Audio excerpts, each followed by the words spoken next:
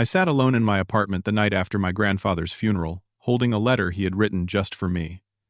Grandpa Henry was the only person in my family who ever truly saw me. He believed in me when no one else did. I thought his passing would bring our family closer together. I thought grief would soften the hard edges between us. But I was wrong. What happened next revealed the true faces of those I called family, and the inheritance he left would change everything. Before I begin this story, let me know where you are watching from in the comments below. If stories about family betrayal and standing up for yourself resonate with you, please hit that like button and subscribe to this channel. Stick around to see how a simple inheritance revealed who truly had my back and who just wanted my wallet. My name is Manuel, and for as long as I can remember, I have lived in the shadow of my older brother Derek. Growing up, he was the golden child, the one my parents displayed like a trophy at every family gathering. Derek excelled at everything, or at least, that is what my father Richard always told everyone. He was the star quarterback in high school, the president of his fraternity in college, and the son who joined the family business right after graduation. I was just the other one. My father owned a small construction company, nothing massive but enough to make him feel important in our suburban neighborhood. From the moment Derek showed interest in the business, my father treated him like a crown prince. Every dinner conversation revolved around Derek's achievements, Derek's ideas, Derek's future. When I brought home straight A's, my father would glance at my report card and ask why I was not taking business classes like my brother. When I won a science fair, he missed the ceremony because Derek had a company meeting. When I earned a full scholarship to study software engineering, my father's only response was, "Why did you not apply to a business school? You could have worked with your brother." My mother, Patricia, loved both of us, I know she did, but she was not the type to challenge my father. She would give me sad smiles and quiet hugs when no one was watching, but she never once stood up and said, "Richard, you need to pay attention to Manuel too." Her silence became its own kind of wound, one that cut deeper than my father's dismissal because it came wrapped in love that never found its voice. By the time I turned 18, I understood my place in the family hierarchy. I was the invisible son, the one who existed in the margins of family photos and holiday conversations. So I did what any reasonable person would do. I left. I worked 3 jobs through college, lived in a tiny apartment with 2 roommates, and built my life from scratch. I never asked my parents for a single dollar, and they never offered. But there was one person who saw me, one person who called me every Sunday without fail, who remembered my birthday, who showed up to my college graduation with tears in his eyes while my parents attended some award ceremony for Derek. That person was my grandfather, Henry. Grandpa Henry was a retired Marine, a man who had seen war and loss, and still chose kindness every single day. After my grandmother passed away, he lived alone in a modest house about 40 miles outside the city. Most of the family visited him once a year, maybe twice if there was a holiday. But I drove out to see him almost every weekend. We would sit on his porch, fishing rods in hand, even though we rarely caught anything, and he would tell me stories about his life. He taught me how to fix a leaky faucet, how to change my own oil, how to be patient when the world felt like it was moving too fast. One afternoon, while we watched the sun dip below the tree line, he turned to me and said something I will never forget. "Manuel, do not ever let anyone make you feel like you are not enough. Your value does not depend on how others see you. It depends on how you see yourself."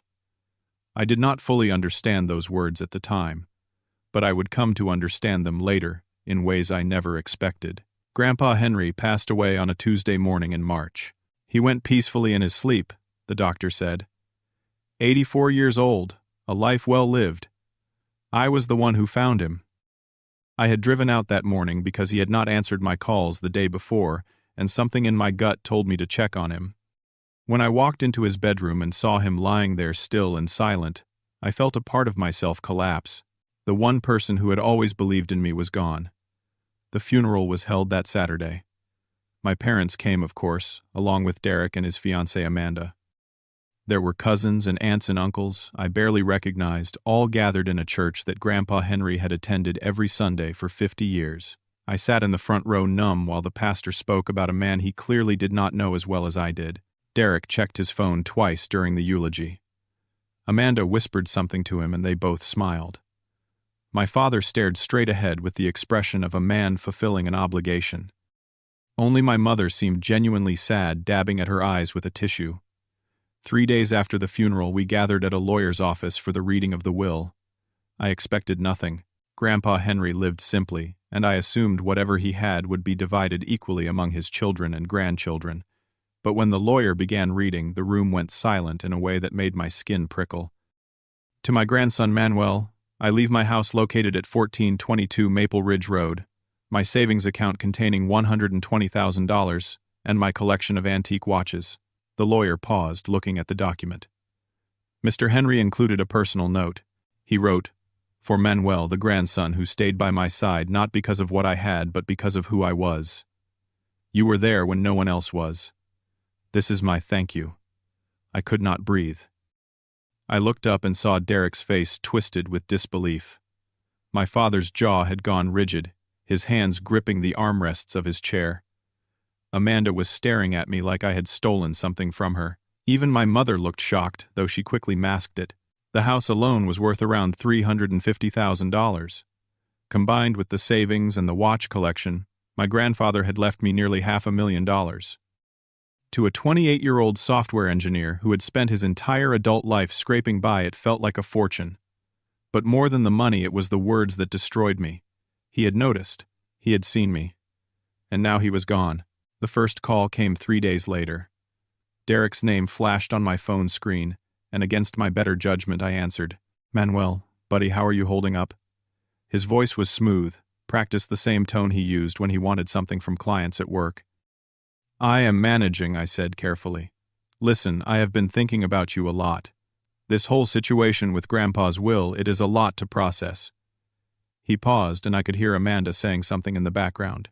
"So here is the thing. Amanda and I are planning our wedding, and you know how these things are. We want to do it right, really make it special. We are looking at venues, caterers, the whole package. It is going to run about $150,000. I waited, knowing exactly where this was heading. And I was thinking, since you just came into all this money, maybe you could help us out. You know, share the wealth a little. Grandpa would have wanted the family to stick together, right?" I closed my eyes, feeling something cold settle in my chest. "Derek, I just buried the only person in this family who ever cared about me. And your first thought is to ask me for money for your wedding. Come on, do not be like that. I'm just saying, it is a lot of money for one person. And we are family. Family helps each other. I need time to think," I said, and hung up before he could respond. 1 week later, my mother called and invited me to a family dinner. She said it would be good for everyone to be together to heal after losing Grandpa Henry. I wanted to believe her. I wanted to believe that maybe, just maybe, losing someone we all loved could bring us closer. So I drove to my parents' house on a Friday evening, carrying a bottle of wine and a fragile hope I should have known better than to trust. The moment I walked through the door, I knew I had made a mistake. Derek was there with Amanda, both dressed like they were attending a business meeting. My father sat at the head of the dining table with his arms crossed, wearing the expression he always wore when he was about to deliver a lecture. Even my mother seemed nervous, her smile too bright, her movements too quick. We made it through the salad course before my father cleared his throat. "Manuel, we need to talk about your grandfather's estate." I set down my fork. "What about it?" "You need to do the right thing for this family," he said, his voice carrying that weight. He always used to make his opinions sound like facts. "Derek is getting married. He needs that money more than you do." Amanda leaned forward, her perfectly manicured nails tapping the table. "We have already put deposits down on the venue. We are talking about the Grandview estate, overlooking the valley. It is where all the important families in this town hold their events. And the dress I want is being custom-made in New York. This wedding is going to be the event of the year. And that is my responsibility because I asked." Derek jumped in. "Because you owe us. Mom and Dad raised you, put a roof over your head, and now you are sitting on a fortune while your own brother cannot afford his wedding. How is that fair?" I felt something snap inside me. "You want to talk about what is fair? I paid for my own college.